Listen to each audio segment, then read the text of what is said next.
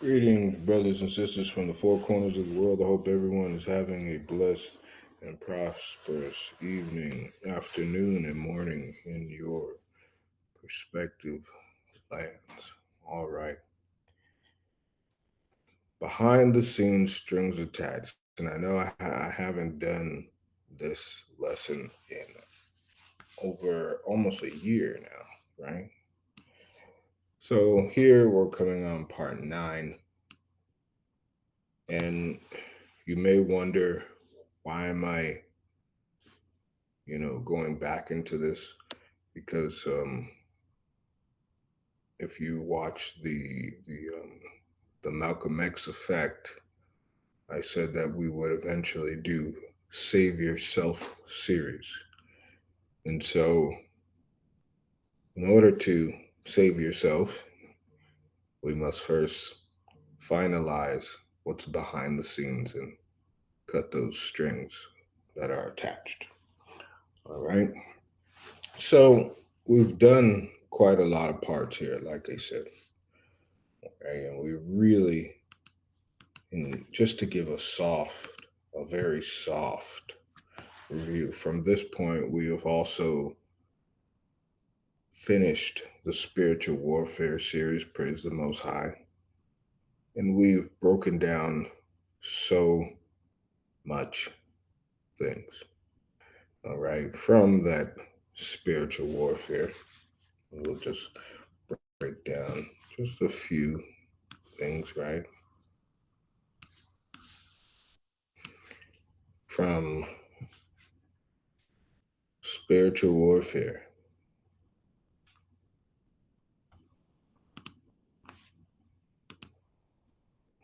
to Psalms, wickedness of the heart, all right, full of cursings. Jeremiah,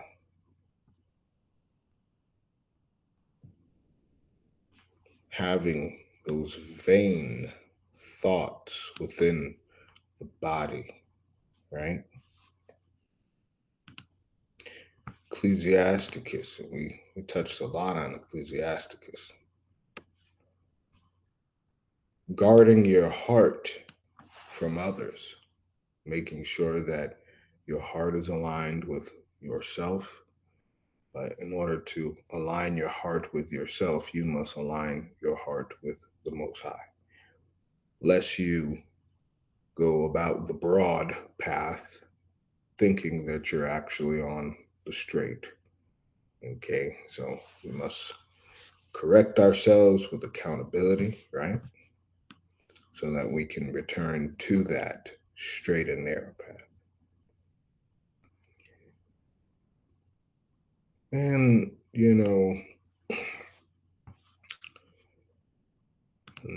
in 33,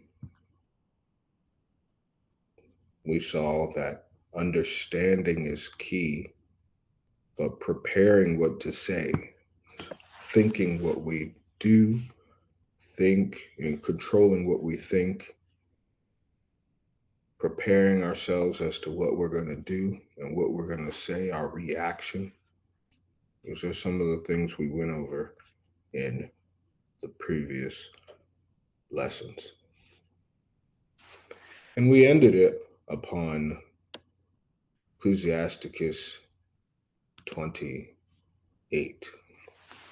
So I'll just start from there and we'll begin our emphasis to start with will be 5 and 2. All right.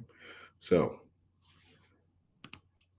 reading, and this will be the first time in this series that we use this study Bible here, which hopefully this is not the first time you're returning to uh, these lessons, and you understand that this Bible is very, very important as far as the breakdowns and gave different translations, which were very, very good.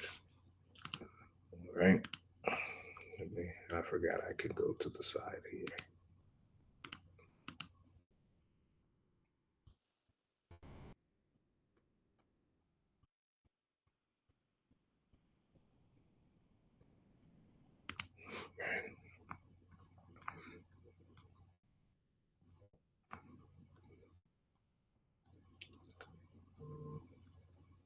Okay, so we'll start at 28, which was from the previous series. All right.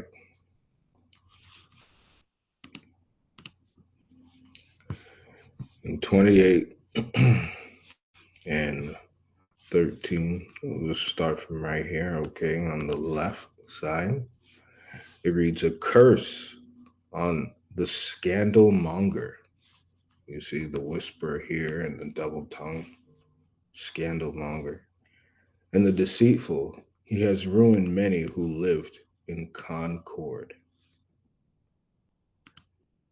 That third tongue has shaken many and driven them from nation to nation, and has pulled down fortified cities and overturned the houses of princes. The third tongue has driven virtuous wives out of house and home, and deprived them of due reward for their hard work. Now, you may say, wow, that's kind of different. Here in the book of Ecclesiasticus, now it's talking about the good woman who is what? Also undergoing a bad man, right? It's, it's very important. And this can be vice versa as well. Also, the Most High talking about really here that Stockholm syndrome, right? Where people want to go, maybe you have a good wife or someone has a good husband and they're doing everything that's proper and they're working hard and they're not being appreciated. Have mercy, right? The Bible has everything. Anyone who listens to it will never know peace of mind, will never live in peace again. So, this third tongue you can see is translated to that backbiting tongue.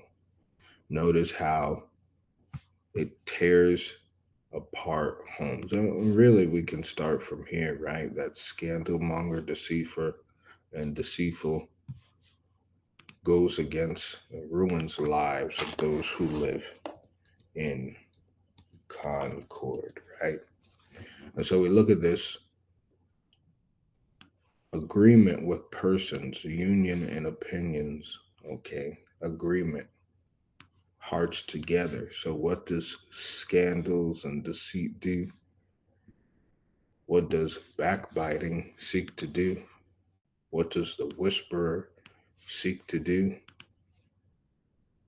They seek to go amongst those whose hearts are together and to go in between them, right? That's why it says scandalmonger and the deceitful seek to ruin many and have ruined many who live with their hearts together. That's not only married couples, that's families, okay? That could be friends, that could be congregations, all right? And you find now in many congregations, there's always something going on wrong. A lot of the leaders have a tendency to pass by the things because someone may have a position or someone they may know is very close to them, or they feel it would bring embarrassment to their congregation. But the truth is the truth, and you should never conceal the wrongs because you're supposed to correct them as a leader, right? And going back to this point here, says the third tongue has driven out virtuous wives out of house and home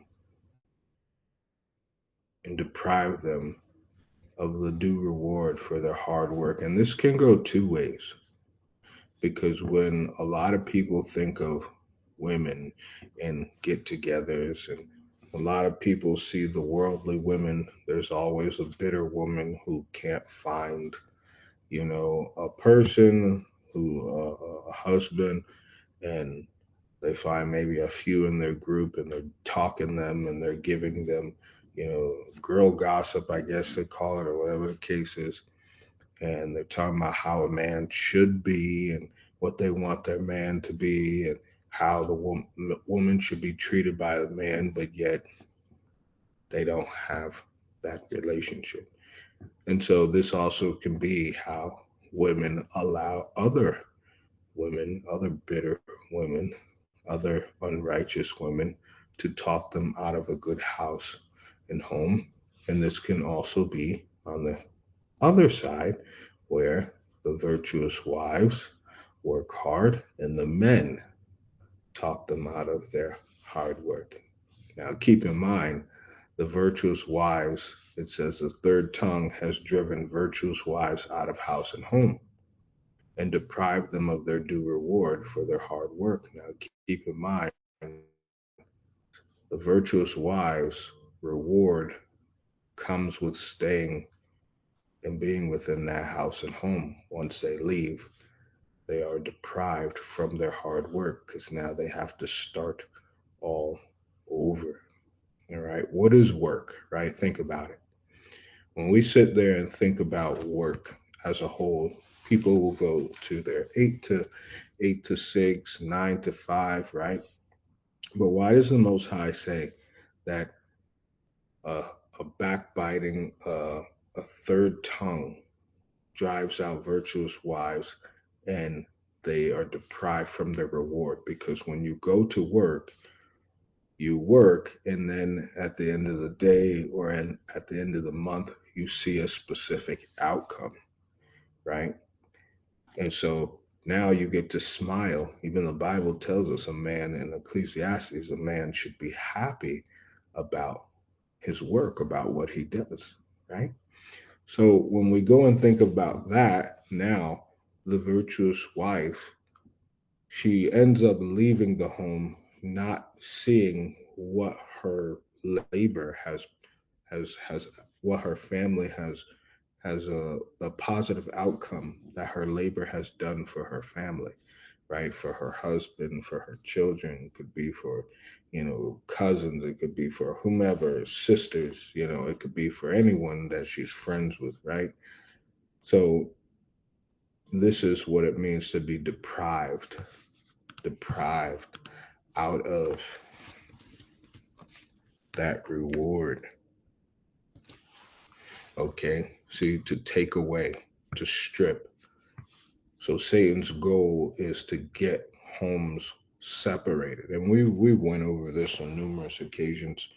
In the Testament of Solomon, there are demons that simply seek to split households and split marriages, right? But keep this in mind also. I don't want anyone to sit there and use this as a, oh, well, you said the woman will stay.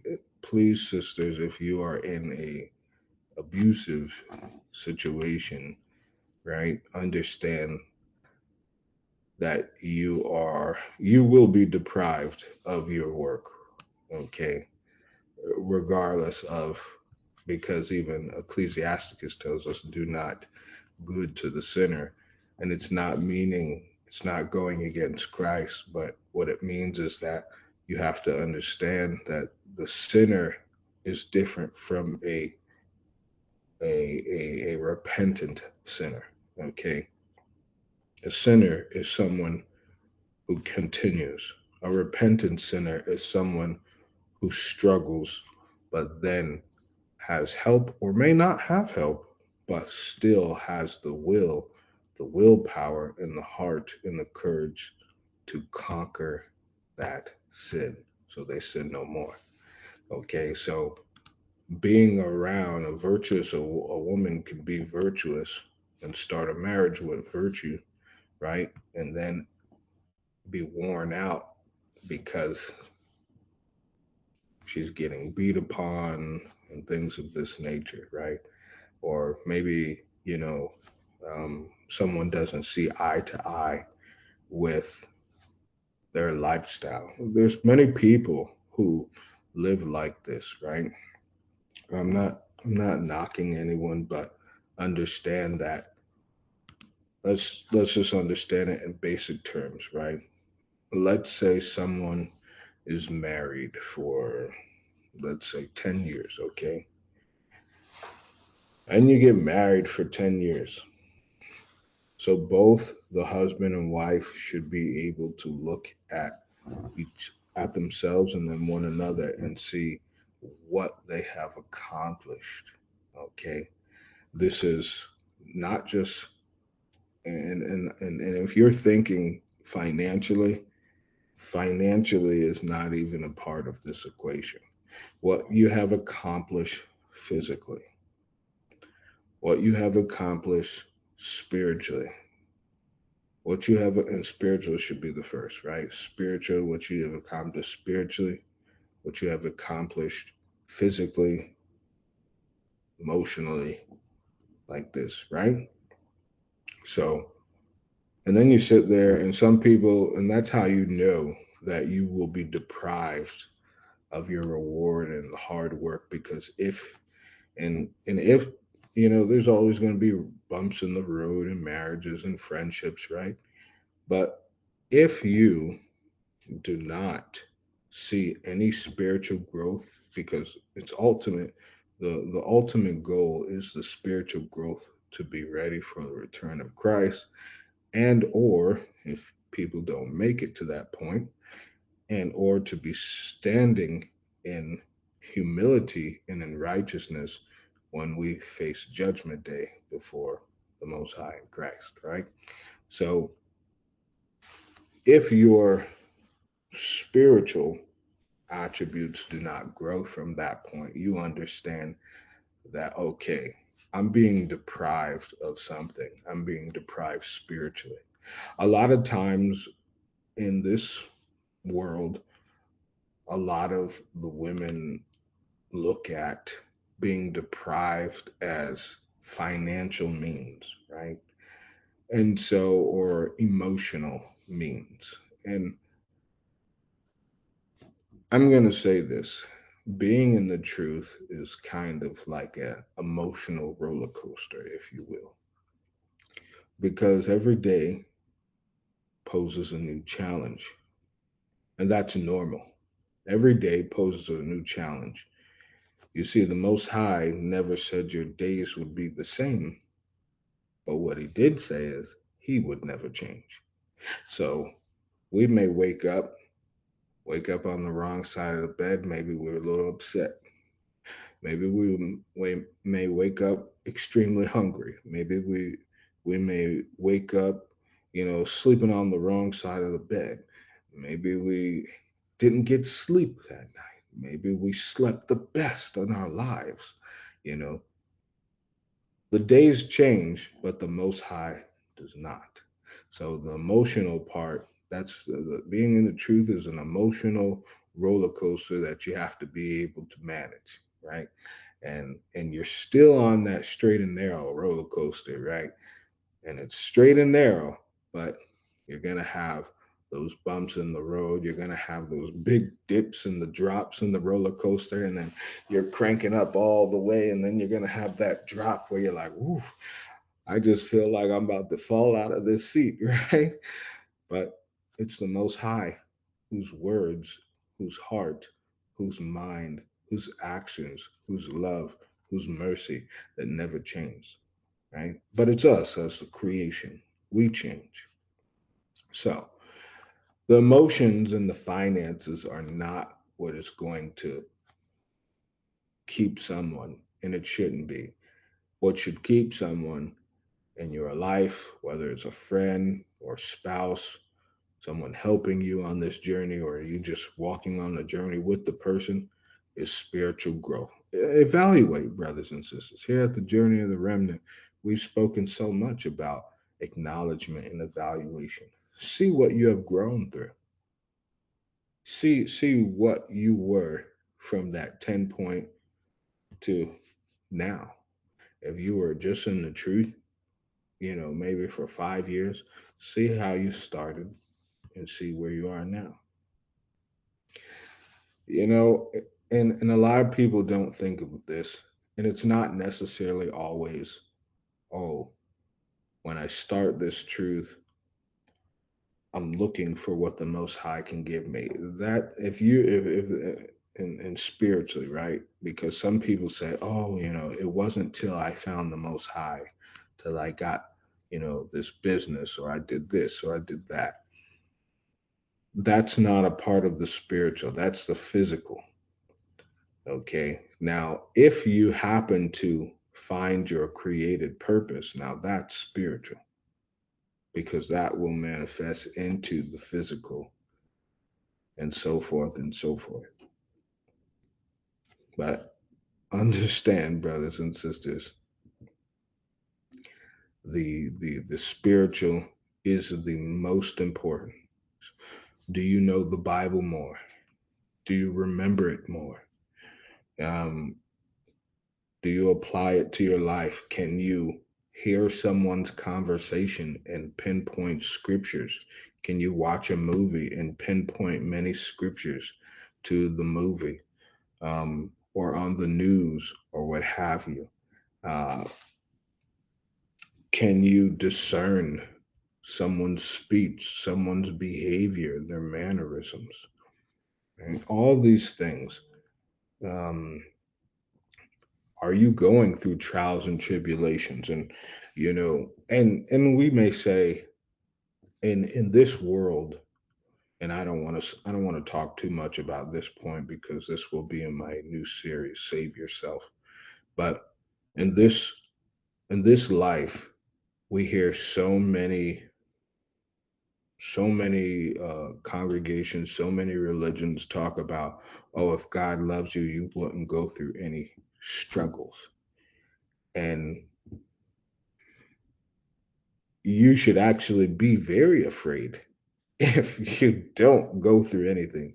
You should be very afraid if you get everything you want. You should be really, really afraid because you would say, wait, acknowledgement would tell me, do I deserve this?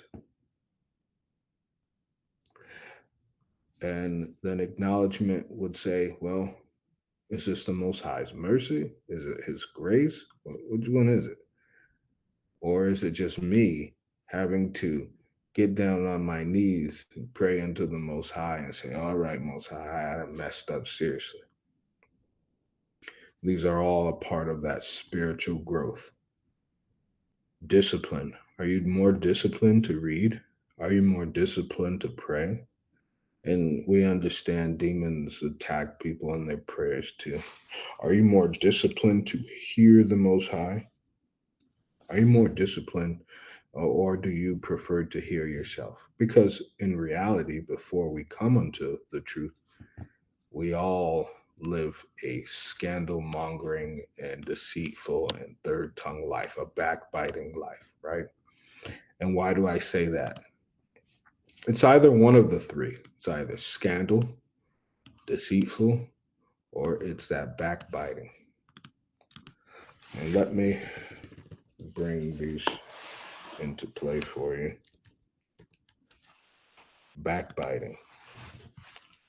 The sin of secretly attacking one's character or reputation through envy.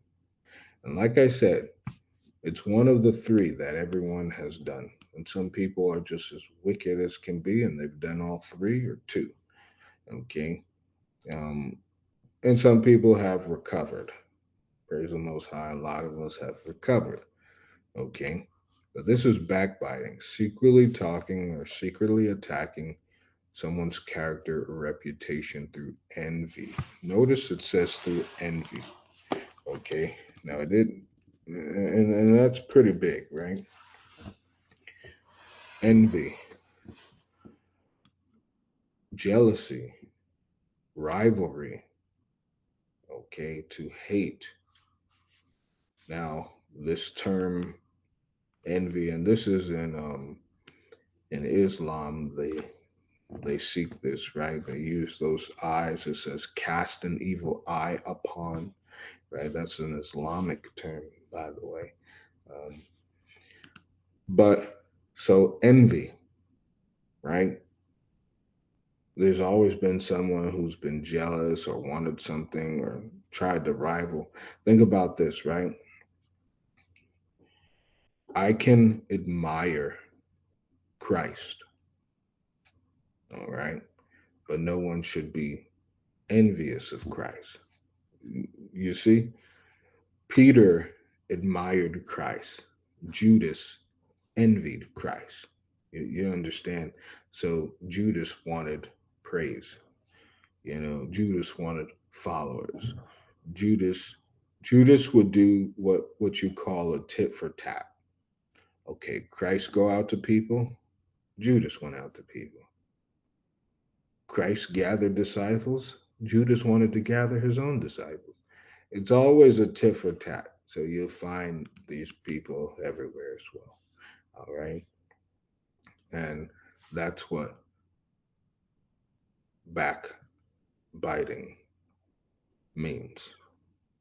Okay.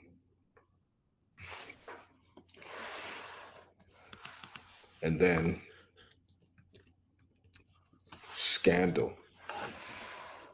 Scandal mongering, damage to one's reputation, cause for offense, stumbling block, temptation, a trap or snare laid for an enemy. Now, many people don't realize that a scandal, a scandal is serious. You may think of, oh, you see scandal on television, on the news. No, but a scandal is just a damage to one's reputation. Biblically, it's causing an offense or a stumbling block. Hmm. Now, you may say, how does a person deprive the virtuous wives or maybe a righteous husband, right? A bad wife hindering a righteous husband or a bad husband hindering a virtuous wife, right? How does this come into play? Now that person is the living stumbling block to someone's reward. Mm, that's right. Now someone becomes the stumbling block to someone's reward. So Stockholm syndrome is a stumbling block to someone's created purpose, someone's reward from the Most High. And notice how it finalizes with, and anyone who listens to it will never know peace of mind and will never live in peace again. And you understand those individuals who fall under scandals, stumbling blocks, temptation. They fall into the traps. Their lives they can be shattered. Right? Moving forward, a stroke of the whip raises a wheel, but a stroke of the tongue breaks bones. And yes, we understand words break. Many have fallen by the edge of the sword, but many more have fallen by the tongue. Happy the man who has been sheltered from it and has not experienced its fury, who has not dragged its yoke about or been in bounds in its chains. Now, keep in mind here, this was really important. It says, happy is the man who has been sheltered from it, meaning who doesn't know what cursing and all that profane language is. So, been sheltered from it, who had not experienced it. So, keep in mind, that's people being around you. Okay, you cannot be sheltered from something and your family, your parents, whomever, your spouse bring you around places to experience evil. Hot and cold don't mix. And then it reads, who has not dragged its yoke about, meaning 1 minute you change it, 1 minute come back, 1 minute you change it, see, or been bound in chains, meaning It's just overwhelming for them to get rid of. For its yoke is an iron yoke, and its chains are bronze chains, meaning people who live this type of life, it's very hard for them to overcome this, because people who are envious, people who are jealous, they're busybodies. They always want to be knowing someone's business. They always want to know something. What you doing? What you doing? Well, well, how you doing? They always want to know something, and then they'll end up trying to set that trap for someone else. It reads, or they'll pray. And I do believe this, right? That praying, that praying for someone to do unrighteous, or praying that someone doesn't get something, is also causing offense, also a stumbling block, is also a snare or a trap laid for someone. I do believe this. Look what it also reads: cause of moral stumblings. Cause of moral stumblings. And here we are, almost close to embracing their so-called the world's 2026, right? So-called. And if you see the dynamics of the world,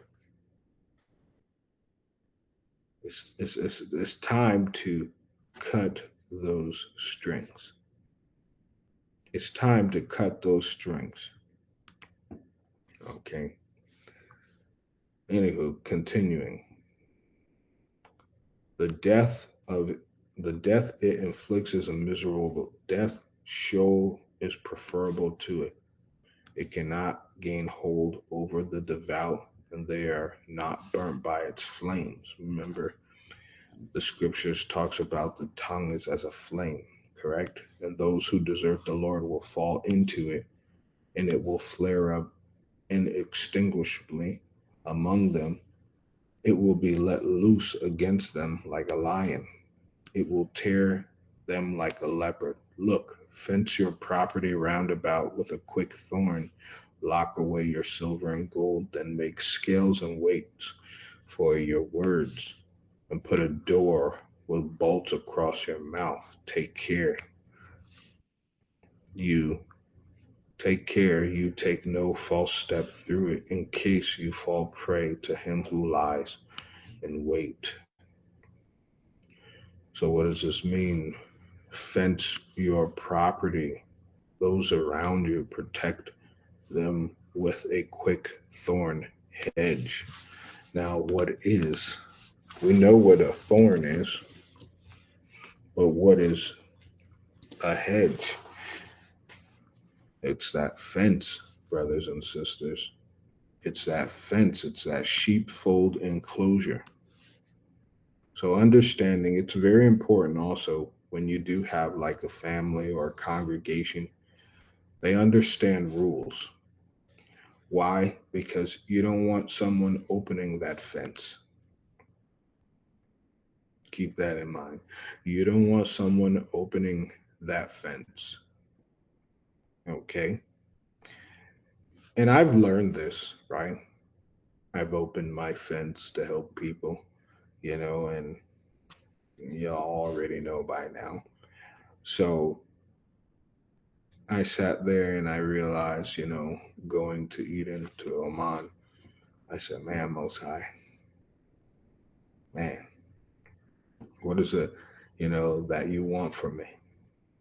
What's next? I put a lot of time and effort reading, studying, to doing his will in regards to sharing with people in the ministry. And I understood my new chapter, which was to close the fence, which was to close the fence for now, right?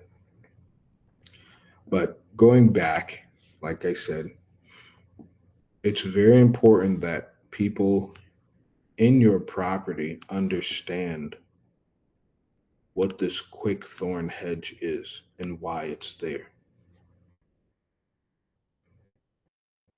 Think about that.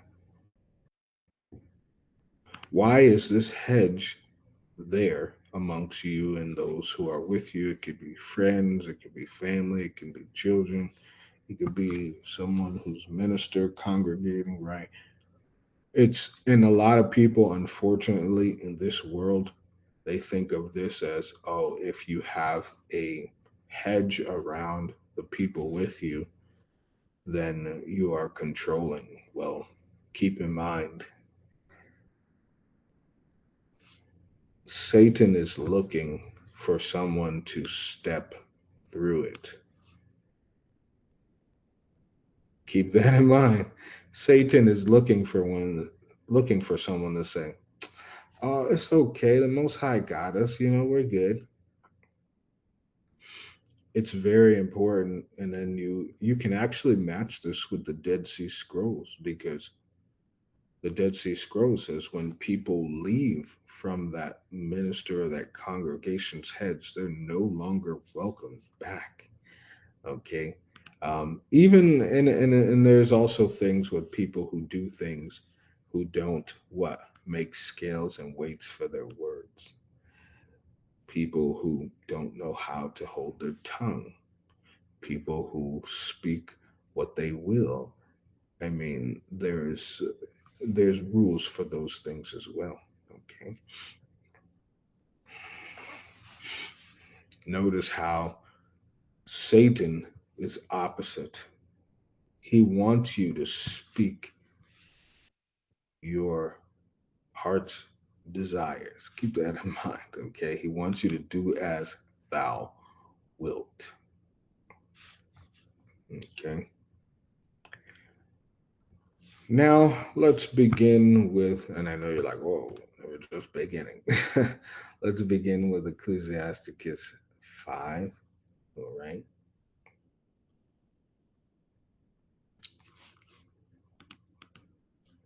We'll go 5 and 2. That's where we're starting off. It reads, do not be led by your appetites and energy to follow the passions of your heart. Okay, we can really start from verse 1. Do not give your heart to your money or say, with this I am self sufficient. Hmm. Do not be led by your appetites and energy to follow the passions of your heart. Now, this is very interesting because now the world tells you, oh, to be self sufficient. How many people open a business, right? And there's nothing wrong with opening businesses, but how many people do it for the right reasons? You see, how many people say, well, I'm going to do this because the Most High told me to? And 9 times out of 10, if the Most High wants us to do something, understand it is against our flesh. So it's going to be uncomfortable. Okay? Because we all have had some type of sin and we've all dealt with some type of sin. So 10 times out of 10, if the Most High asks you to do something, you're probably going to feel uncomfortable about it. Look at Jonah. He was like, I mean, right? You're going to feel uncomfortable. You're going to be like, nah, the Most High don't want me to do that. He wants me to be comfortable, which is comfortable. And he wants me to be comfortable. He doesn't want me to struggle. All right. But it's now, this is a very interesting choice of words. It says, do not be led by your appetites and energy to follow the passions of your heart. How many people, once again, are going to say, well, I opened this business for the Most High? I opened this business because the Most High told me this is my created purpose and this is what I'm to do. In fact, you very rarely hear people say this. Now, this is a big one now because you got to be careful because bearing false witness, should you say you are doing something in the name of the Most High, remember the Most High sees our heart. So if you say you're doing it for the Most High and it fails or it doesn't work, well, understand you didn't bear false witness against the Most High. Now, that's a sin I don't want to be in charge of or I don't want to be dealing with. Okay. Now, let's look at this word further, passion. So here you can see, they gave it the kind of like a different term, but it says the sufferings of Christ, right? On the cross, the death of Christ, Christ's passion, physical suffering. All right. So passion, nominative, passio, suffering and enduring, to endure, undergo, and experience.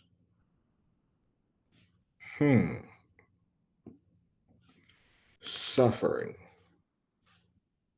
Now, passion, the state of being affected or acted upon by something external, i.e., an ailment, disease, affliction, an emotion, desire, inclination, feeling, desire to sin considered as an affliction. What? Desire to sin, it's considered as an affliction. What? Intense or vehement emotion and desire, feeling, emotion. Now, I want you to pay attention to this. Emotion, desire. Okay. Emotion, desire. So it says, don't be led by your appetites and energy to follow the passions of your heart, to follow the emotions and the desires of your heart. Now, here, the Holy Scriptures are telling us that we must acknowledge our appetite. What? And we must acknowledge our energy so that we understand where the flesh, which is the passion, may be taking us. Wow. So, most people, like I said, they'll open a business to be self sufficient. They wouldn't say, oh, well, I'm going to do this because the Most High has called me to do this. Mm-mm. But it's important that if you do something in this manner, it is, oh, no, I don't want to be self sufficient. I want to be sufficient on God. I want to be sufficient on the Most High. Okay. Now, let's keep this in mind. Going back here, do not be led by your appetites. What is appetite? It's by your eagerness. How many people are eager to just do what they want? Something that you're in, and notice how they used to use this term for, well, they usually use this term for craving for food, right? But when you see it, appetite, desire, eagerness, a longing, desire toward something, to long for, desire to strive for, grasp at. You see what's happening here? Don't be led by your desires. Don't be led by your desires, your cravings. And let's look at that word in basic. To crave, vehement and urgent desires, to demand.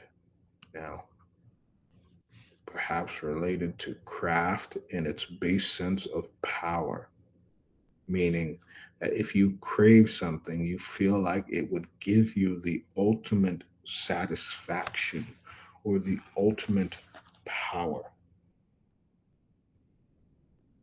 That's scary, right? So then going back to, let's say if someone wanted to open up a job and be self sufficient, they want power. They want power, maybe the power to be their own boss, maybe the power to, and there's certain things that are good in it, right? But if you were to say, okay, I want business so I can make money, I can wake up on my own time. Well, that is your appetite and your energy for your own passion. But now, noticing that all the scriptures say that the prophets and the hardest working people wake up even when the sun is down. We even see our prayers start when the sun is down, when the sun is coming up, and so forth, right? So, wanting to start a business could be about what? It should be about, okay, Most High, what do you want me to do? How do you want me to do it? Who do you want me to target? And so forth, right? And please let your will come across this, not my self sufficiency of me wanting to be self sufficient on my time, on my will, my money, and so forth and so forth.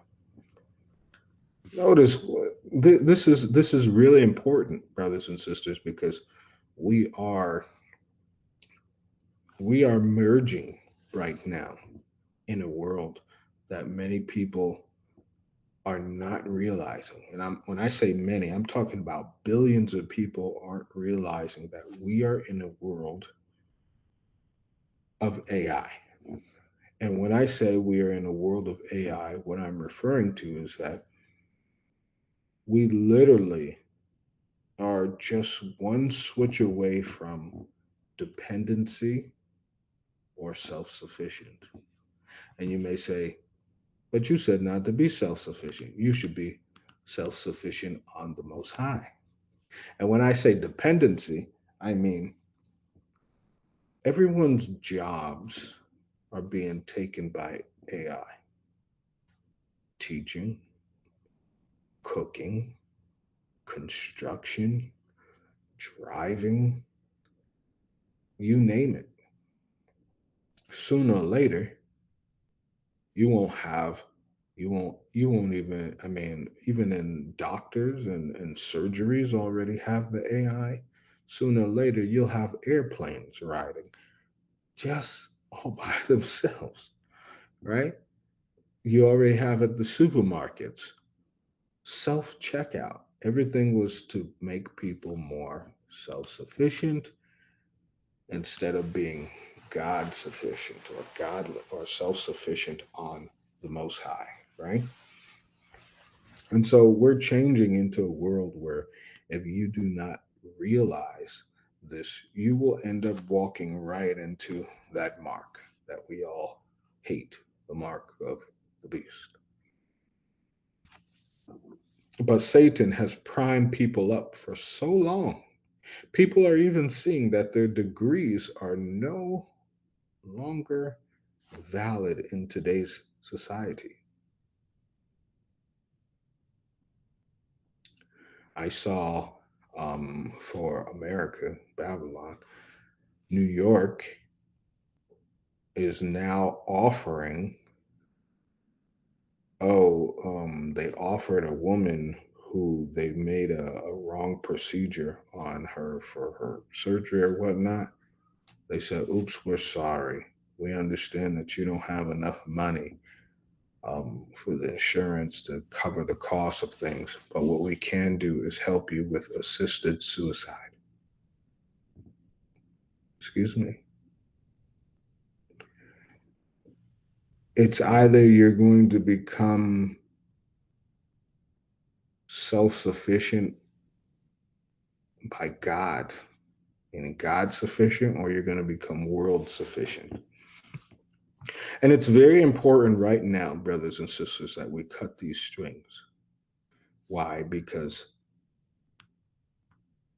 if you are led by appetites and energy, okay, if you are led by your cravings,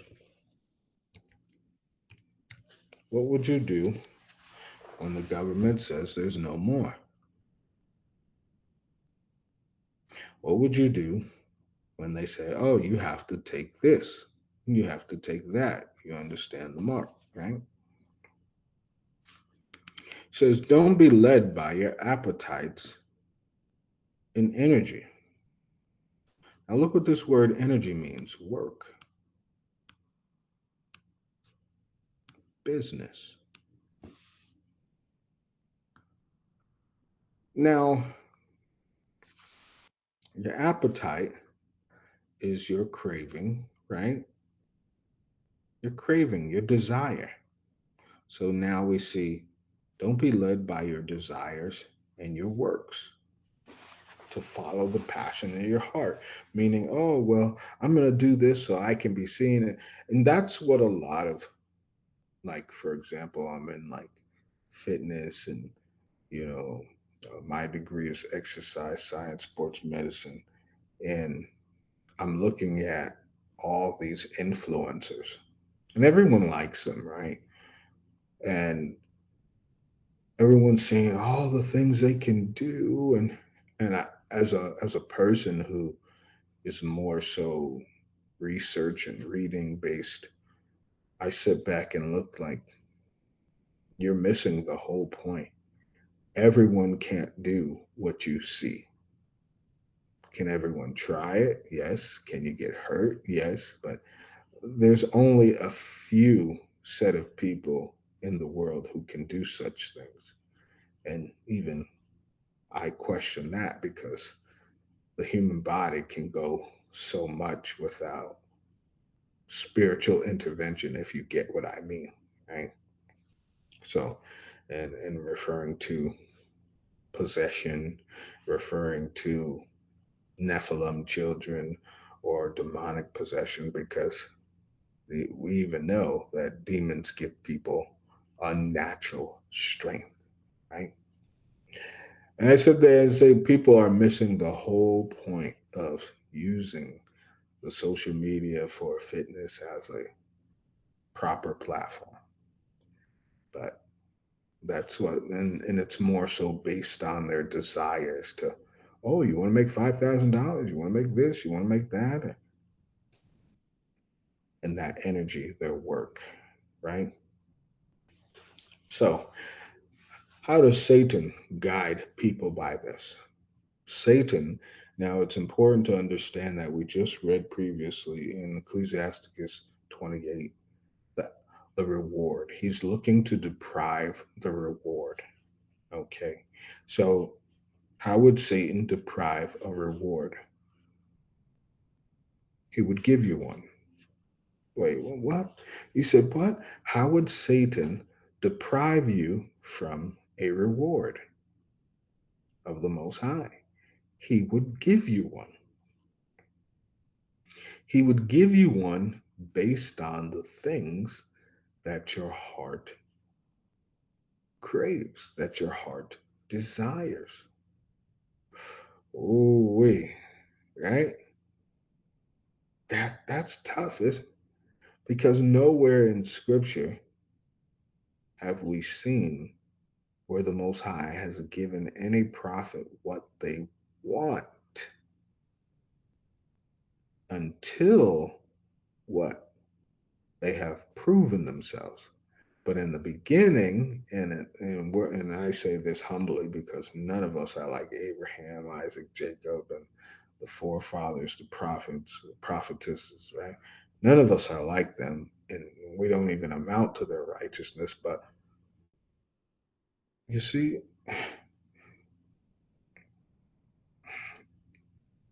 we have to prove it. All right, we have to prove. We have to prove for the reward. And remember, Hebrews 11 spoke on some people didn't even see the reward. But it is Satan who wants to give you the reward. Look at Matthew 4, where Christ was brought upon the pinnacle, right? And Satan said, I'll give you the riches. I'll give you this world. Satan, and it's funny, right? Because if we look at it, the Most High is the creator. He is the Alpha and Omega, the beginning and the end, right? He's the man with the plan. He's the architecture. He's the contract. He's everything, right? And you sit there and think the Most High has given free will to his angels, and he's given free will to his creation, those in his image. When Satan was cast down, the Most High didn't say, I'm giving you earth. Satan said, well, since you cast me out of heaven, I have nowhere else to roam around but here. So I'm going to make it my home. And anyone that you create in this home, I'm going to hassle them. I'm going to bother them. I'm going to annoy them. I'm going to tempt them. I'm going to lay snares for them. I'm going to deceive them. And what is the best way to deceive someone? Think about this. If if we are told that we're going to die, everyone will die, right? With the exception of a few, right? If we are told that we're going to stand before our judge, our Father, Abba, the Creator, the Alpha and the Omega, for judgment, right? And we want to get into His kingdom, wouldn't we be striving for that? But Satan says, well, since some of you are not going there anyway, why don't I just give you a kingdom on earth? Satan says, why don't I give you the kingdom on earth? They want their kingdom now. They want their kingdom now. And so Satan offers riches, a lifestyle. He offers everything that your heart wants. Think about how crazy it is now. Because we're talking about strings attached. Think about how Satan tries to lure you back in. Think about that. If the temptation and the sins of the world ain't working, he's going to then cleave to the passion of your heart. Well, I always wanted to do this, even down in my heart. But did the Most High always want to do this? Everything that comes upon your heart, brothers and sisters, is not from the Most High. That we understand this clearly, not only through here, Jeremiah, Proverbs, and so forth, right? Everything that comes in our heart and our mind isn't of the Most High. So Satan will use these appetites, will use these energies, these cravings, these desires. For myself, I understand that when something big is about to happen, Satan comes with old desires. He comes with old things, right? And you sit there and think. And not necessarily all old things are bad, but old things as in, oh, remember this? Remember you always wanted your desire. Remember, it is, and this is how you know, right? It's from the Most High, it's from Satan or from Satan. So Satan will tell you everything you want.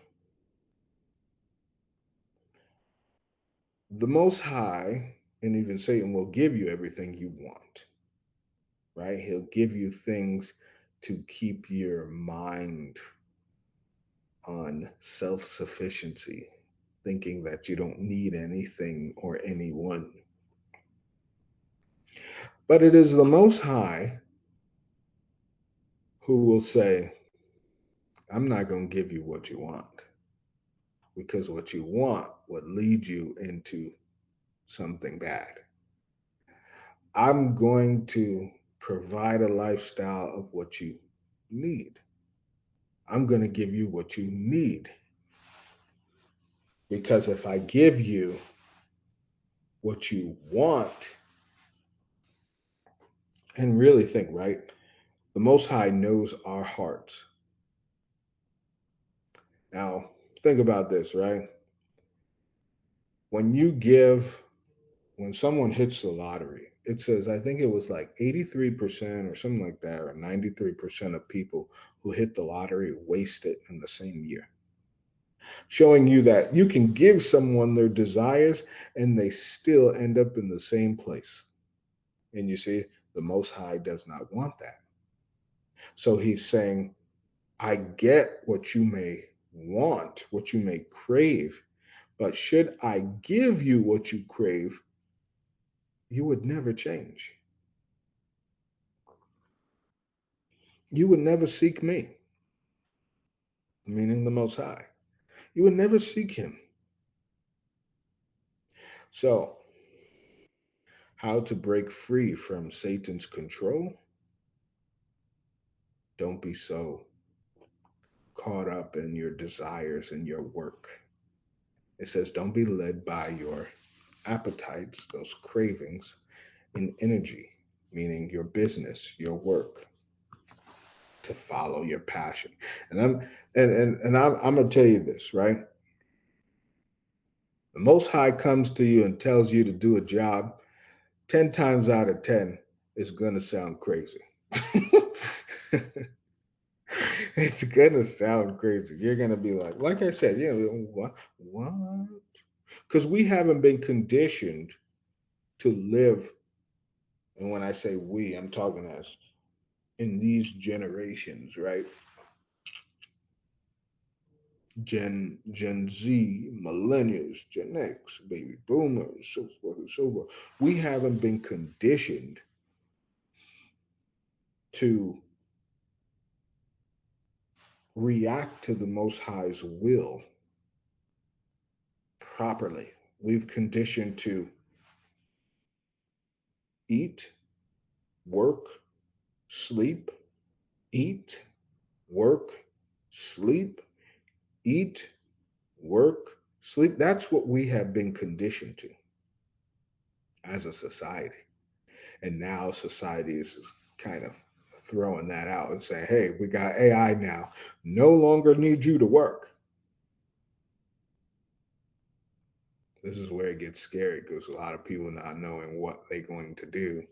You have to cut off those strings before Satan does, or Satan gonna leave you high and dry. And then you'll be like, I thought this was my way. I thought this was the path. I thought. And the Most High's like, that's the problem. You were thinking. That's the problem. You were thinking when you were supposed to be seeking. You were thinking while you were supposed to be seeking. And there's a big, big difference, brothers and sisters. All right. So it's a very, very, very imperative that you don't be led by your desires and your works. Okay. It's very. And keep that in mind. That's also what? Emotional. That's a part of the emotions, right? We talked about spiritual, physical, emotional, right? That's a part of those emotions. Don't be led by your emotions to follow what's in your heart.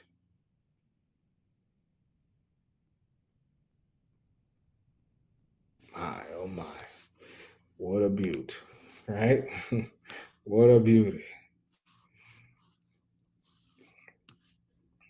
Next scripture is Ecclesiasticus 6.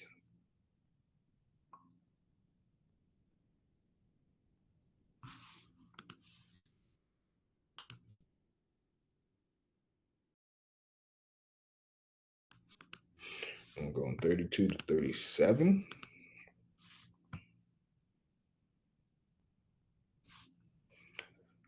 And you see, my son. So we're going to start right here. If you wish, my son, which means my child, you can acquire instruction if you give your mind to it, and subtlety will be yours. Subtlety will be yours, excuse me. If you love listening, you will learn. If you lend an ear, wisdom will be yours. Attend the gathering of elders. If there is a wise man there, attach yourself to him. Listen willingly to any discourse coming from him. Do not let shrewd proverbs escape you. If you see a man of understanding, visit him early. Let your feet wear out his doorsteps. Reflect on the injunctions of the Lord. Busy yourself at all times with his commandments. He will strengthen your mind, and the wisdom you desire will be granted. And you may not like this, right? How I'm going to word this. But in a nutshell, our Father is telling us, shut up and listen. Stand still. Stop and stand still. Stop moving. Stop talking. Stop looking. Just stop and listen. Wow. It says, give your mind. Now will be wise, smart, prudent.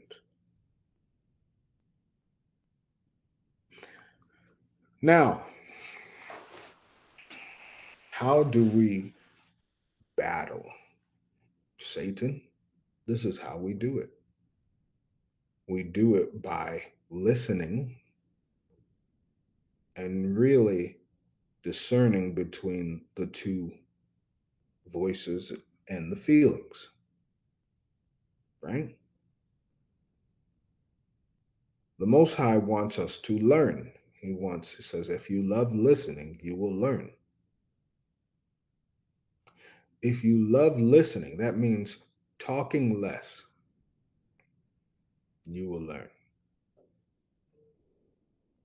But how many people always want to be heard? We live now in an age where social media, people want to be seen and people want to be heard. So really, people who want to be seen and heard, well, they hate learning because they want you to look at them. They want you to pay attention. Now, notice there's a difference, right? There's a difference between people. There's people who want your attention, and there's people who want you to learn from them. Keep that in mind, right? So I'll use myself, right? And maybe some Israelite um, communities. There are congregations who want your attention. Hey, look how we're dressed. Look at what we got going on for the holy day. Look how many people we got. And then there's people like myself who just want you to learn. And that's why I share everything freely to everyone. You see? So, and you guys who are in the lessons and watching, you love listening. Therefore, it's provided for you for free to learn. Right? So you're now lending an ear in all the wisdom that I have, that the Most High has given me. Thank you, Most High. Now it becomes yours. Wow. Now, this is very interesting, and I don't think that this is really so much into play right now, even though it should be. But it also reads, if there is a wise man there, attach yourself to him. Now, you see, the problem is everyone wants to be seen and heard. So you would think that being a follower is bad. Think about this. Imagine if Christ and the disciples were living in our time right now. Judas would be on social media. Judas would be like, well, yeah, I follow Christ, but I'm an extension of Christ. So make sure that you look at my account too, you know?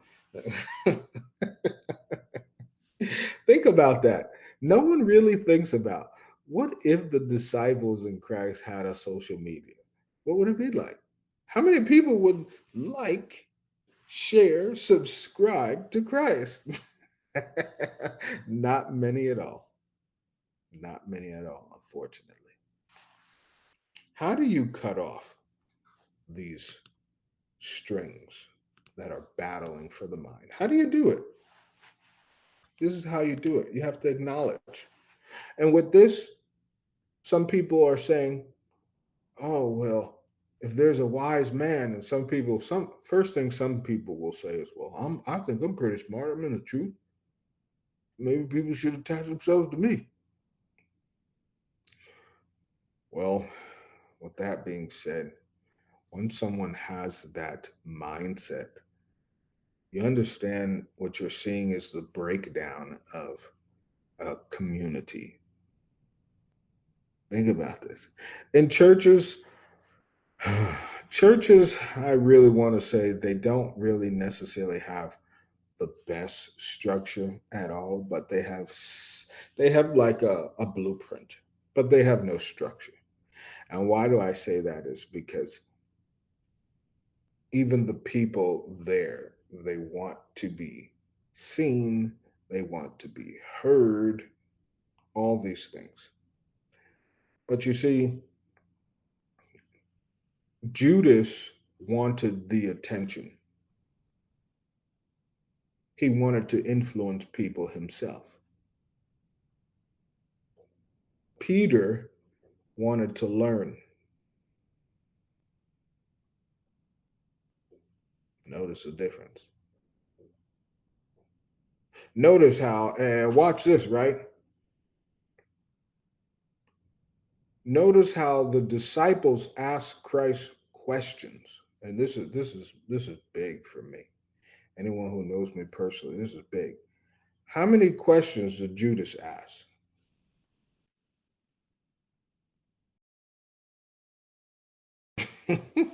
Now understand, right?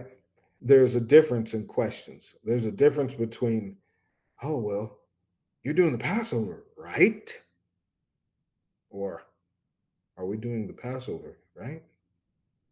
Of course we're doing the Passover. Or you're doing the Passover, right? Or you sure you're going to save that person on the Sabbath, right? So these are belittling and scoffers, right? Those are not necessarily questions to learn. Those are kind of like insulting, right?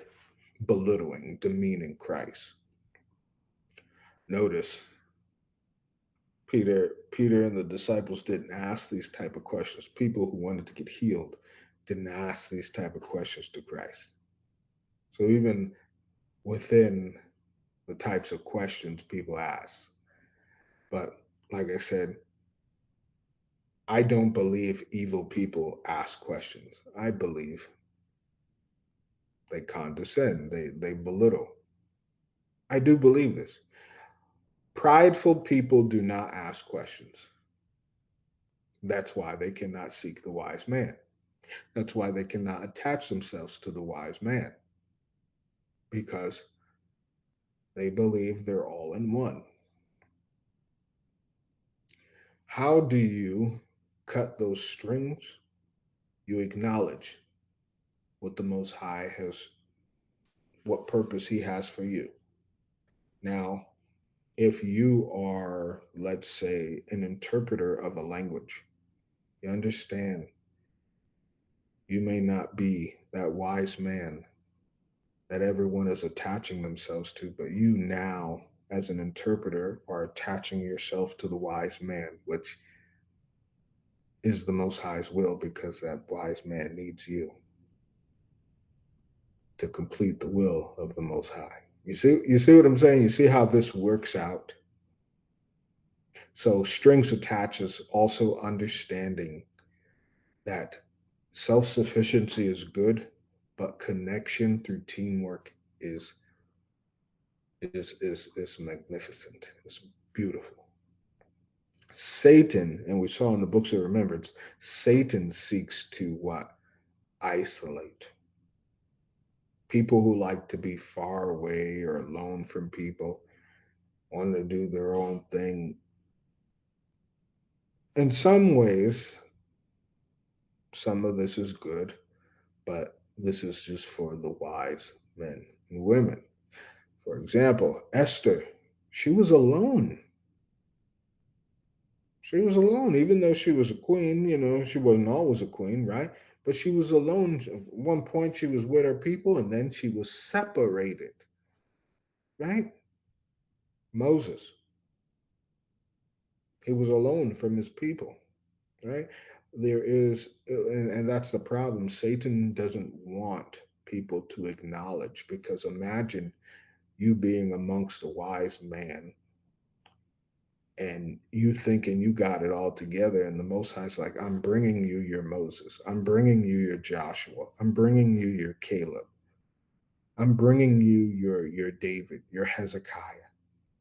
But you, it is you, your desires, your cravings, where you are wanting to desire the attention. So you're thinking that you're that person when I didn't create you to be that person.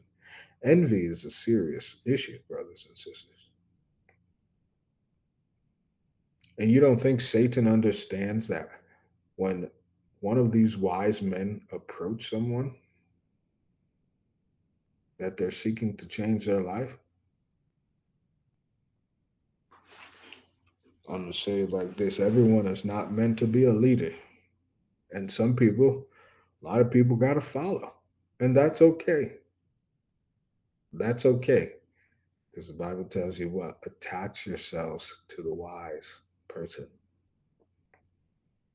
Now, in order to attach yourself to the wise person, you must have those strings that are attached cut off.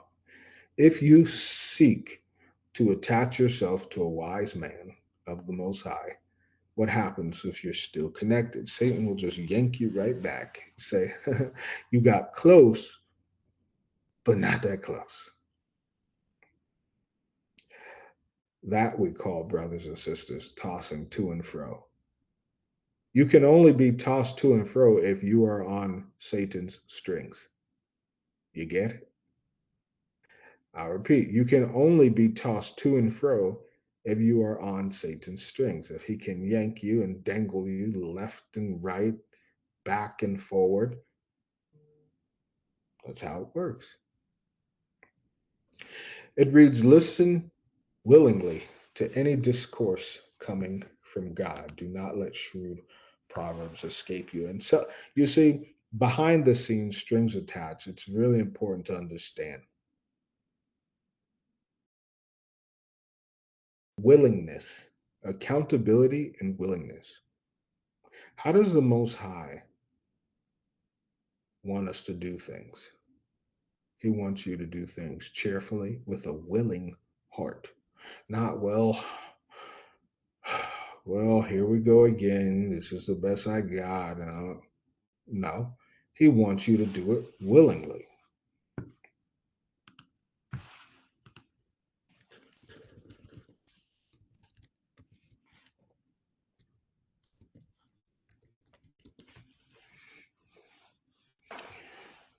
Willingly. Take or receive willingly. Okay. Pleasing, gratifying, agreeable, pleasant. You see? And willing. Eager to do. favorable, disposed, cheerfully offered, cheerfully offered, cheerfully offered, cheerfully offered. Listen cheerfully. Come on now.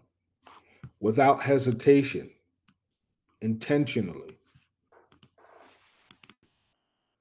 Go on these words now.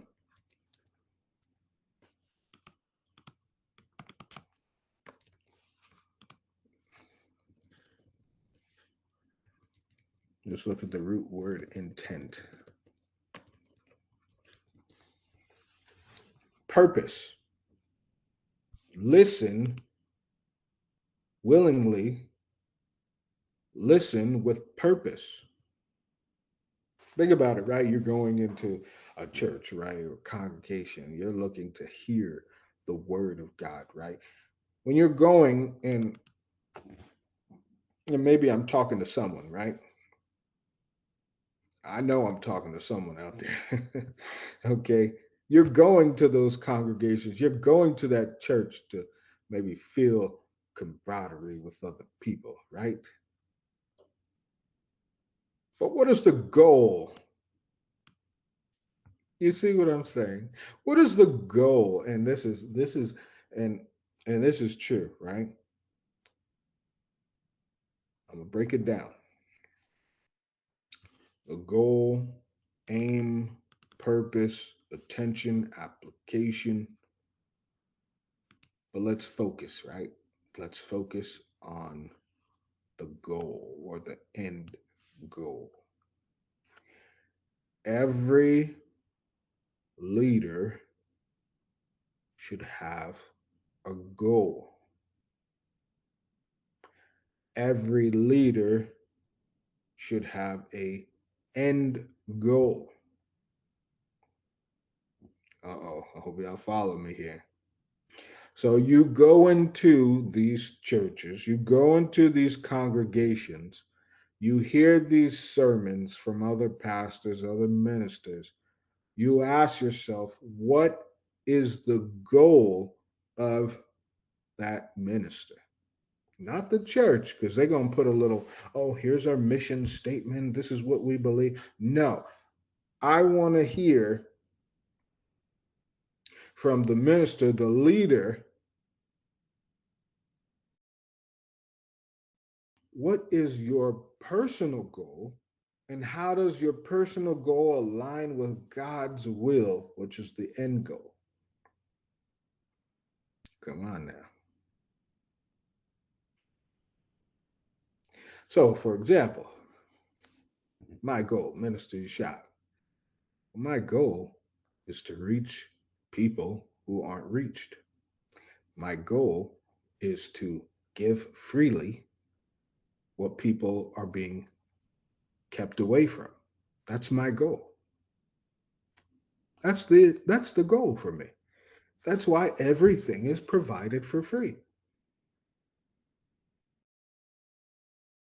It's to do something that the other churches don't do. They may say you have to be a member. They may say, oh, well, you have to be in this academy or you have to pay extra money to get in this or get in that. My goal is to do exactly what Christ did. Christ was not saying, hey, well, because I'm doing this, you got to pay me.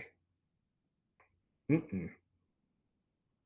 But notice when the intent of things are proper, the intent of others are also proper. So, for example, Christ's intentions were proper. People gave him food. They gave him bed, clothing, place to stay. Both intentions for both sides of the parties were proper. You may say, my end goal, Mr. Shah, what's your end goal? My end goal is to get anyone who listens to the journey of the remnant standing before the Most High on Judgment Day in good likings, in good favor. In good favor. That's my goal. That's my end goal. is to make sure that you are equipped with enough knowledge so that you can apply it to your life and endure unto the end to stand in humility and righteousness before the Most High in Christ on judgment. Many people don't seek that though. Okay. But going back, listen willingly, listen with purpose, listen with intent. What are you getting out of this lesson? When you go sit in the church, what are you getting out of it? When you go in among the people, and this is big too, in congregations, when you go and sit amongst people, what is their purpose for being there? Why are they there? Why do they love God? How do they show they love God? Because here's telling us to attach ourselves to the wise man. How do you know this person is wise? Hmm. So it trickles down from the pastor, the minister, to the congregation, to yourself. Some people will go to church and whoever I'm talking to, love you, but some people will still go into these churches understanding the purpose or their end goal is not the same as theirs. And guess what? Satan will tell you it's okay to be amongst people who don't have the same end goal as you. But the Bible tells us you can't mix water and wine. You can't mix the old cloth and the new cloth. Sometimes there are purposes, there are points of sacrifice, which is meaning you would be alone, separated. In fact, in my journey with the Most High for over 10 years, I've been separated quite a lot, time to time, you know. And there's some times where I'm learning something. There's sometimes where the Most High is pulling me back. Maybe I did something wrong. Maybe I wasn't supposed to approach it this way, approach it that way. Or maybe the Most High is just self correcting me and saying, hey, if you were in that area, if you were doing what you wanted, you wouldn't have done what I needed you to do. You see? So separation is good at a point. It says, if you see a man of understanding, visit him early, let your feet wear out his doorsteps. And I learned this when I was in Ethiopia. I said, wow, like people would come to my home, ask to read, or I would read with them after their school and stuff like that. And I just say, yeah, like this is amazing. I was like, wow, people really come into my home for like breakfast and lunch and dinner to read. Like it was different. I'll never forget that. It said, reflect on the injunctions of the Lord.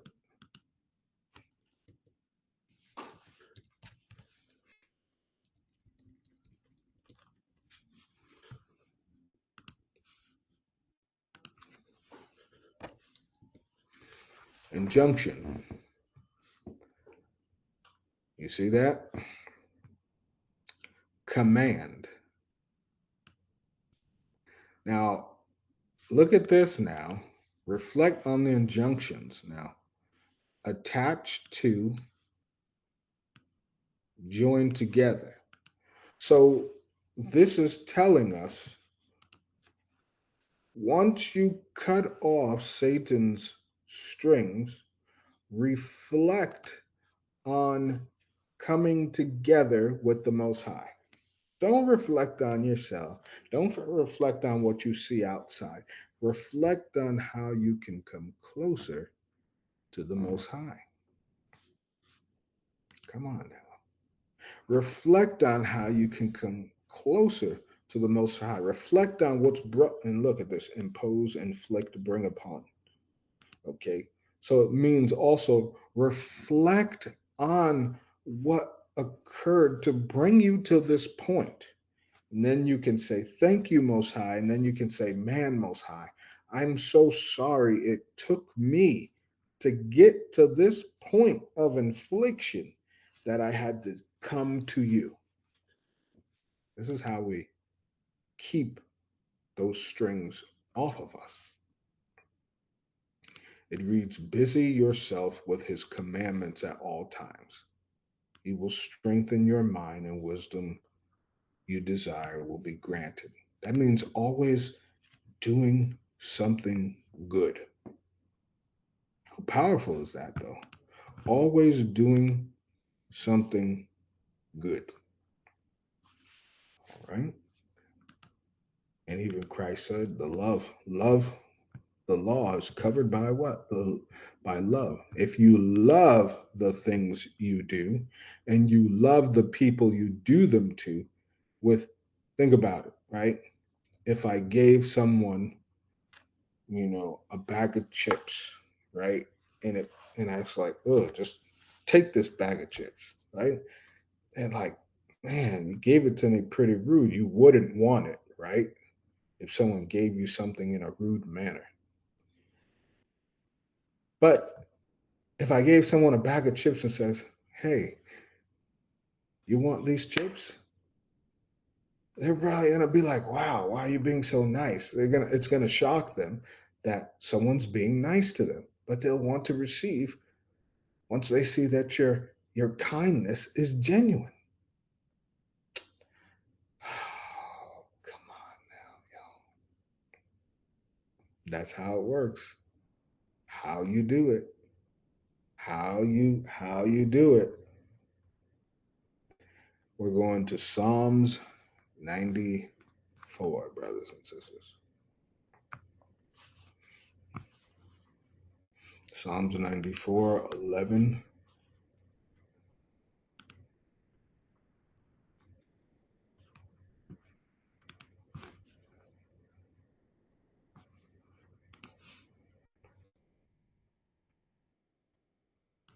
We're going 11 through 13. And it reads, the Lord knoweth the thoughts of man that are vanity. Okay. Wait. Okay. Sorry about that.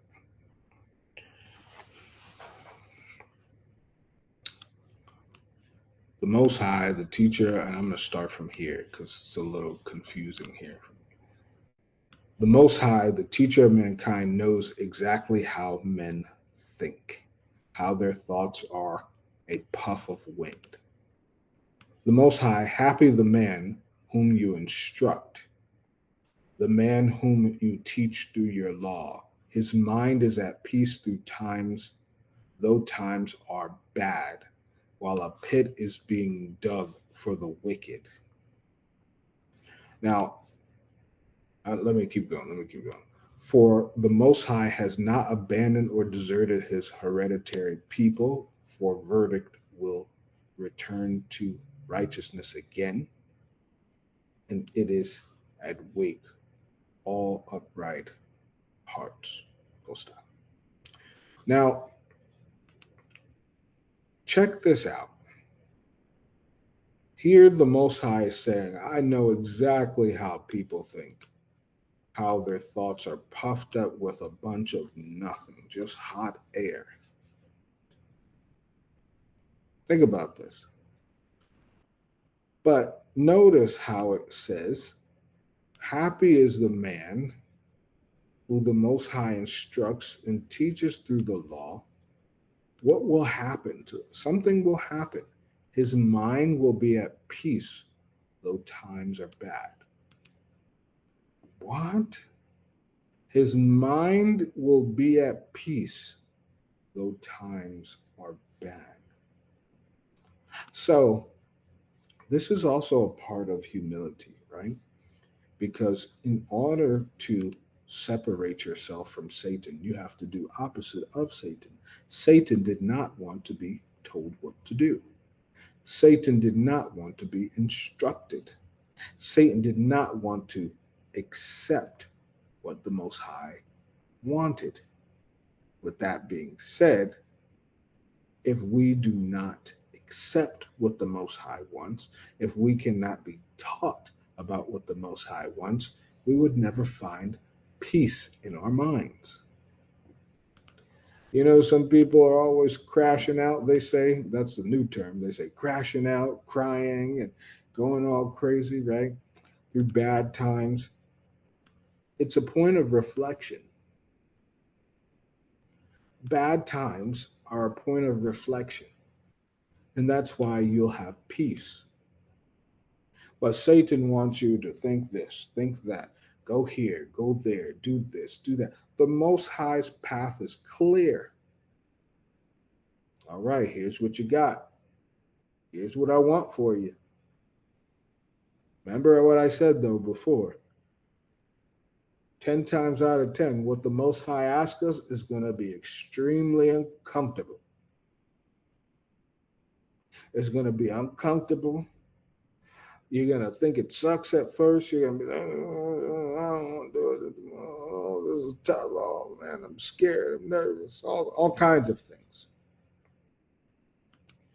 But understand that those emotions are those strings that are attached. Satan plays. Anything Satan can play with, he controls. Emotions. Emotions. Satan cannot control peace. That's why he brings chaos. Because once your mind is in chaos, he can control you through times that are bad. But if your mind is at peace, he cannot control you. He can seek to bother you, but he cannot control you. Wow.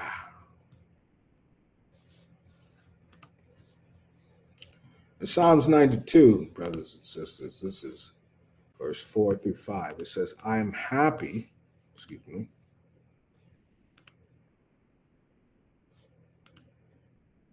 92, 4 and 5.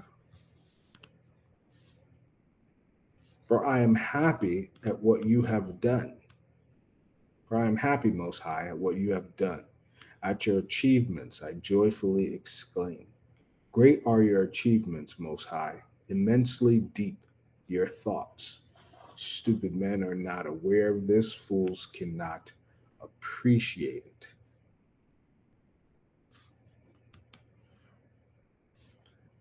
Now, let's go in here. For thou, Lord, hast made me glad through thy work. I will triumph in the works of thy hands. O Lord, how great are thy works, and thy thoughts are very deep. A brutish man knoweth not, neither doeth a fool understand this. Now, you see, here, something special is happening.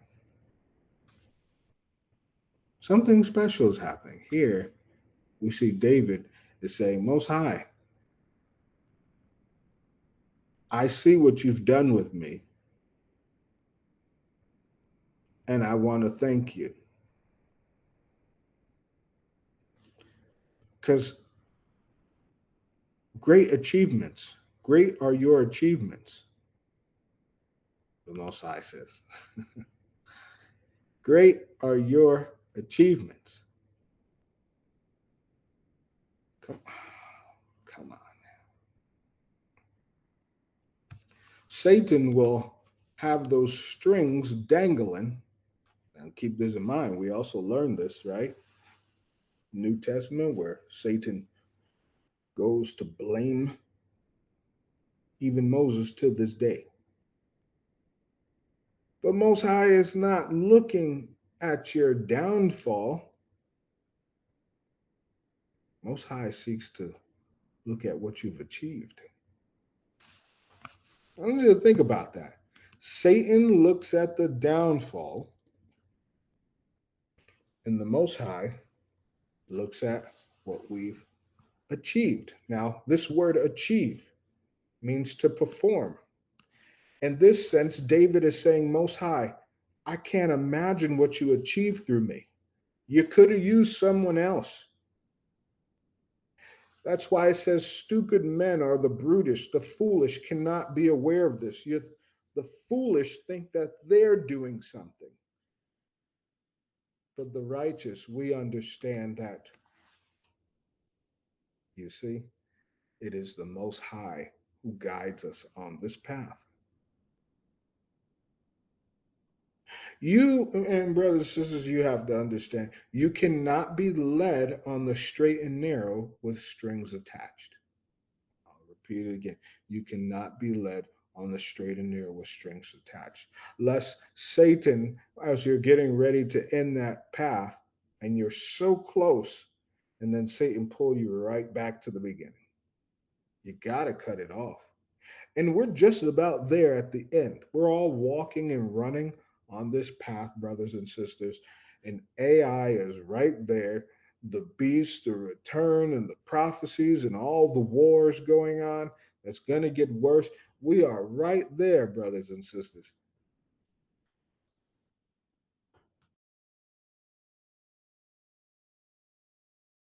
We are right there.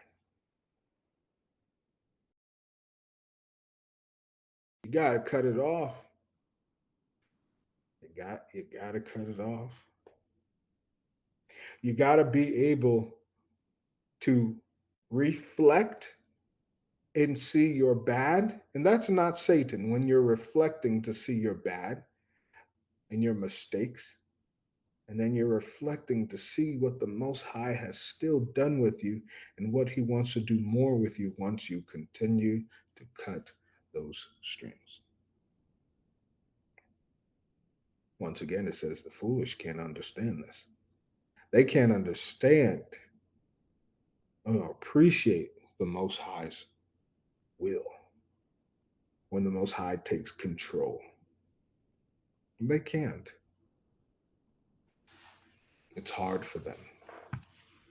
It's hard for them to recognize achievement through the Most High because when we think of achieve, we think of maybe I got a promotion, maybe I got a degree, maybe someone did good on their credit, maybe someone overcame something at work or something at school. But remember, we spoke about the goal. What is the end goal? The end goal is to achieve, is to finish, to accomplish, to complete. So in light, some of you are in churches or in congregations. You should ask your ministry, your leader, okay, their goal. Okay. And how do they see themselves achieving their goal? And sometimes you don't even have to ask these questions. You can just listen to the sermon. You can listen to the direction of their teachings and see. Because Christ said, what's in the heart comes out of the mouth. So you can see where someone's mind is focused. You can see without even saying a word. Without even saying a word. On a personal level, brothers and sisters, what is your goal? What are you looking to achieve for the Most High? What can the Most High say that He's achieved through you? Because please don't mistake in this. Just because you achieve something doesn't mean you achieved it with the Most High. Some people achieve things with Satan. And it's not what you think always. You may think you have the best credit score.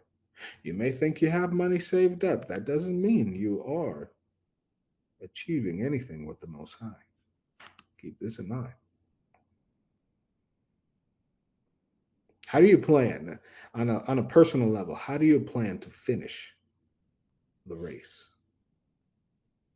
How do you plan to finish the marathon? How do you plan to accomplish the straight and narrow, to complete something that very few have done?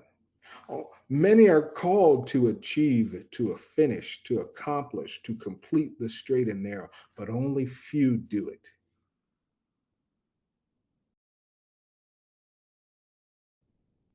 How are you going to achieve this? In Isaiah 55,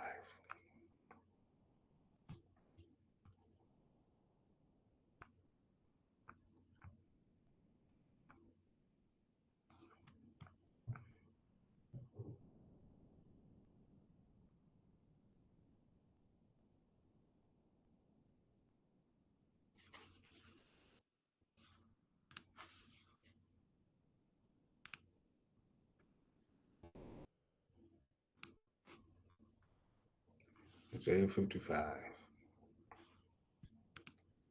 yes, 6 through 9.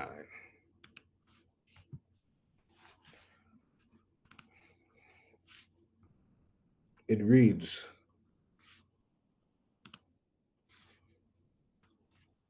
seek the Most High while he is still to be found. Call to him while he is still near. Let the wicked man abandon his way and the evil man his thoughts. Let him turn back to the Most High, who will take pity on him, to our God, who is rich in forgiving.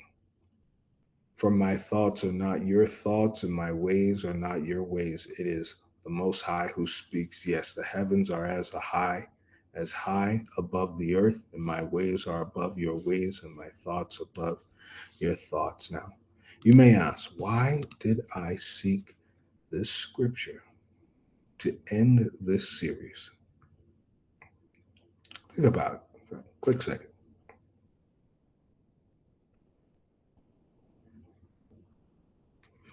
All right.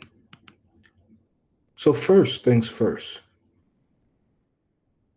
we all understand the world we're living in, the dynamics of the world. People are losing their jobs all over the earth.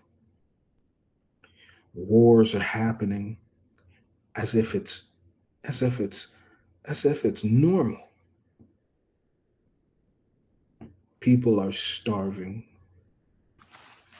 People are being shipped back to homes from different countries.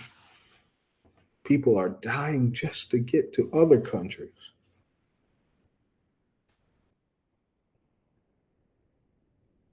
The world is embracing or slowly being transitioned to AI faster than we can imagine.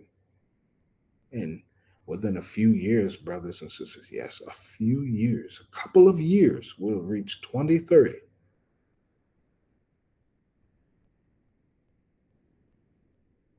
not realizing that most people are going to be out of a home.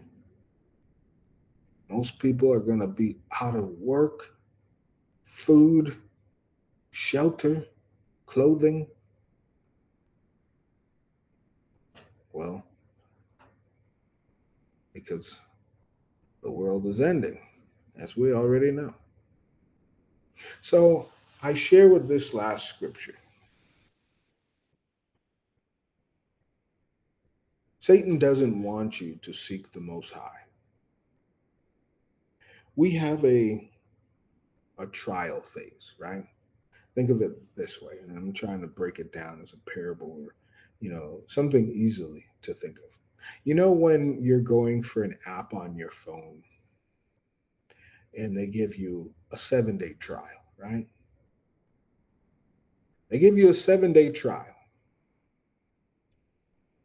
But when that trial is up, you're expected to pay something for that service.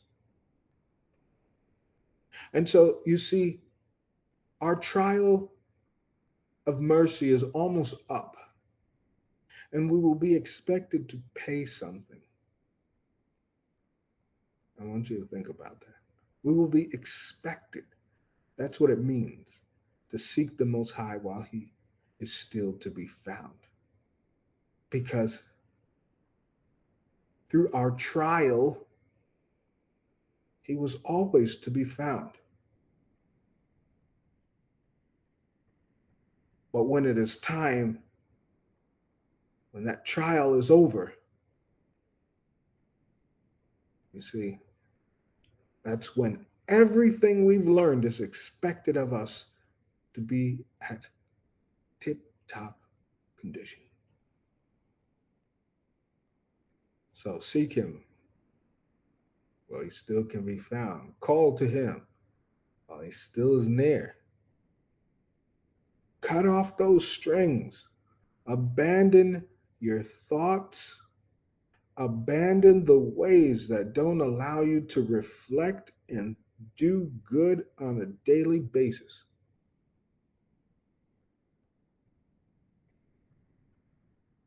Now, many people do not understand that this scripture, verse 8, my thoughts are not your thoughts, my ways are not your ways.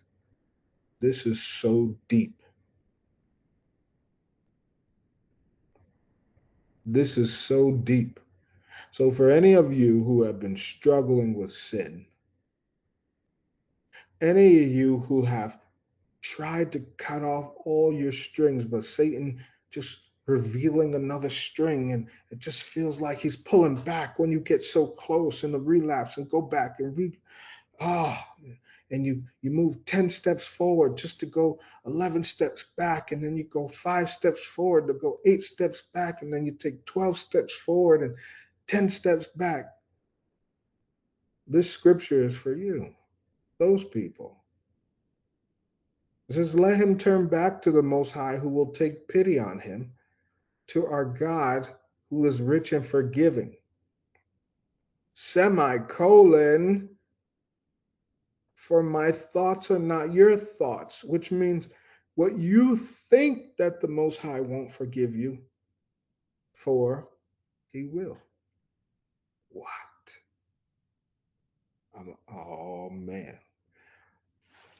Because this scripture is right after forgiving and pity, which is mercy, the Most High says, you have no idea what I would forgive you for. So try me and ask for forgiveness. That's why he says, who is rich in forgiving. My ways are not your ways. Your thoughts, my thoughts are not your thoughts. What you think I wouldn't forgive you on, I would forgive you on. This is what the Most High is saying. So with that being said, brothers and sisters, we understand Satan. We understand the evil spirits, the principalities that are behind the scenes. But you also now understand that it is the Most High who seeks to achieve things through you and who has probably already achieved many things with you, even though some of those strings are attached, because he can do it all. But nigh is the time, brothers and sisters, as we are winding down in prophecy, or should I say, winding down in crunch time towards some of the biggest prophecies of all. It's time to seek the Most High before it's too late. Remember Baruch 83, 85. Find him while he's nigh. Find him while he's still near. Abandon any way that distracts you. Conquer any thought that Satan seeks to string along. And ask for the Most High's mercy. Because the Most High doesn't want you to continue to live with Satan playing behind the curtains of your life. The Most High no longer wants strings attached to Satan in your life. What he wants is to be in a relationship with you, what he wants is to know that you love him because he loves you. He wants no one to be behind the scenes of your life but him. And he wants you to abandon and cut off all the strings that were once attached. With that being said, brothers and sisters, I love you so much. The Most High loves you even more. And remember, he's rich and forgiving. His thoughts aren't yours, and neither are his ways. So ask for his mercy and his forgiveness, and seek his great achievements within you. Salam.